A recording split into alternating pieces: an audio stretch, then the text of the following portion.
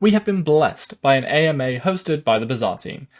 Mak being cancelled, blocked board slots, free classes, and information about how far through they are in the development process, and more to come. First things first, we tried to get more answers with regards to unique mechanics, having failed in the last Q&A, asking that if the classes to come are a little bit less vanilla than Pygmalion and Vanessa. And we basically got a yes in response, with the designers having a lot of fun redacting all of the useful bits. One day, we'll get to see Jules' awesome cooking mechanic, and it will be glorious. Speaking of Jules, it looks like we may be seeing her sooner rather than later. Mak was due to be the third class designed and implemented, but on hitting issues with his unique mechanic, they have had to move him further back in the list now, and that brings Jules ever closer to seeing the beta, confirmed by our very own Cap and Lysic. The affix system is still very much in, and is currently known as the Modifier System. It looks like it'll be similar to how we last saw it, having multiple modifiers for each item to give us options as to how to continue to progress our build. But now apparently you can not just buy these upgrades, but also earn them. I'd love to see cards that can upgrade themselves depending on how you play.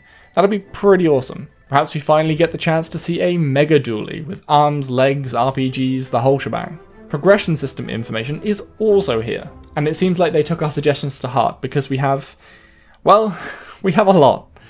Not only do we have the character levels that I desperately wanted to see so I can grind and show off just how many Jules games I've played, but also account levels for those all-round grinders, in-game and Steam achievements confirming that A, we're gonna be on Steam, and B, something for those achievement hunters to unlock. There will also be item chests and battle passes for us to unlock and grind through and get rewards on the regular, as well as daily tasks for those really dedicated to the cause. That is a lot of stuff to be earning throughout the game, and it's going to take a little while before you run out of things to reach for. We also learnt, finally, about how we unlock our first character. I can rest easily at night again, knowing that after we complete our tutorials, we can choose which class we would like to unlock for free. We won't be seeing 50 million Pygmalion players on day one because he's the free option. Hell frickin' yeah. The biggest news for me from the AMA with the designers is that the board reduction that Reynad speculated on months ago has actually made it into some tests. They're currently a week through testing a build where 4 of your 10 board slots are locked from the beginning and cost gold to unlock, which ramps up in price for each one you buy. There were a lot of reasons for this, but it effectively boils down to wanting there to be even more strategic choices in the later stages of the game. And this, along with making late game items much more expensive and rarer, has led to players never feeling comfortable with their build as it is. There is always room to grow, even if that is just physical room to grow as you expand your board. This feels a little like auto chess or other auto battlers where you get new party slots throughout the run, but in this case it is a strategic choice to unlock and pay for, as you can choose to pick these up early or sacrifice that board space and get better items. The rarity system itself has seen a bit of a change too.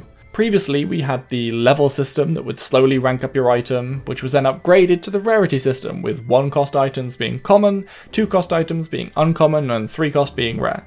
In this system, there was a curve to build and a price tag to pay for the big items, but not much flexibility from the design side. It didn't feel quite right. Reynad has speculated on removing uncommon, as it felt like at any given point in the game, there was too much of the item pool hidden from the player. So, if this level or rarity system is too much trouble when defined, why not just leverage its usefulness without making it a core part of the gameplay?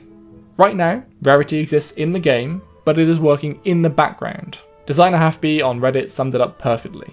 We've moved to a system where rarity exists, but it almost entirely exists behind the scenes, and we use it to determine when a card will start showing up during a run, the general power, and the cost range. If rarity and board slots aren't your thing, then the big news you really want to hear about is the beta or game release. And we've got a small idea as to the time frame here. This single question is what a good 80% of my Discord is talking about now. Yes, we have a Discord, it's a little safe haven community of folks following the Bazaar and usually talking about some other related games as well. If you want to join us there is a link in the description down below. Anyway, we are expecting just shy of about 500 cards at launch. And according to Essence Hunter, around 30% of them are implemented, with 2 out of 6 classes sort of working and most of their cards done, and them having spent some time on Mak. That sounds about right. But do not despair, because as with all things like this, the setup, the systems, and the start takes a lot longer than the rest. This boulder has started rolling already, and it's only going to get faster. If Hunter were to guess how far they were with regards to time on adding the cards, then about 50 to 60% of the total time required for all of the cards has been completed. Now, if we consider that the game has only really settled down into its final form in the last couple of months, we would still very much be on target for a late 2021 launch. Maybe even autumn at best. But my money is still on November. Something to keep excited for in the future, though, is that future content. It is an area that I think the Bazaar has a lot of fun design space for, and something I have spoken about at length on the channel. If you never want to miss me ranting about the Bazaar, then be sure to drop a subscription to the channel right now. It's just down below, or to the side, wherever it is on mobile. Tab back into your browser if you haven't, and click the little button. Anyway, Halfbeat is just as excited as I am about the future content for the Bazaar. They've already got loads of ideas for characters, events, game modes, and more. So, sometime after the release, not immediately after, we should look forward to seeing some regular updates. One user asked about our ability to counter your opponent's build. There were a couple of similar questions posed, stuff that we've sort of covered before, but first and foremost, let me remind folks that the Bazaar has changed and innovated from its humble beginnings. It started as a cookie-cutter deck builder, but online, and has steadily developed into a full game with a distinct look and feel. That being said, the designer Greg, not me Greg, the dev designer guy, confirmed that there is counterplay, although you will have to predict builds or at least use this counterplay to cover your own weaknesses. Sunderer counters shield, assumably piercing through it or perhaps doing more, we're not sure. Ectoplasm clears burn and poison, a sort of cleansing mechanic that we'd seen previously but now given a name, while Iceberg and Electric Eels counter lots of quickly firing items. And in a similar vein, the question of fighting real-time players with having real-time inputs was raised again. The response was long and perhaps a little confusing, as I saw people at the time worrying that we'd moved entirely away from matchmaking against live players and to only playing ghosts, but that is not the case. No.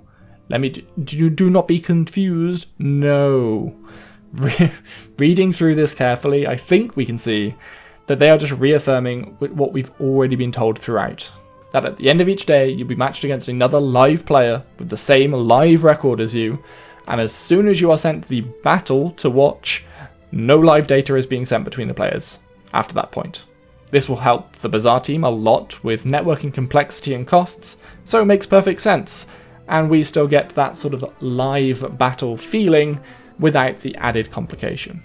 We got a little bit of information on accessing the beta as well, but not particularly much, to be fair. They are currently working out the details of who gets to access when, but on the bright side, they would like our feedback on that.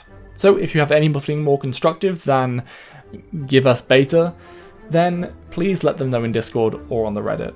Now for some fun questions to finish things up, including the staff's favourite merchant, which apparently for everyone is JJ? There has to be some lore behind that, right? JJ's just the general merchant who we've seen for years by now, who will sell you pretty much anything. Either that, or some running in joke for the devs, or maybe they actually enjoy the RNG of picking up completely random items.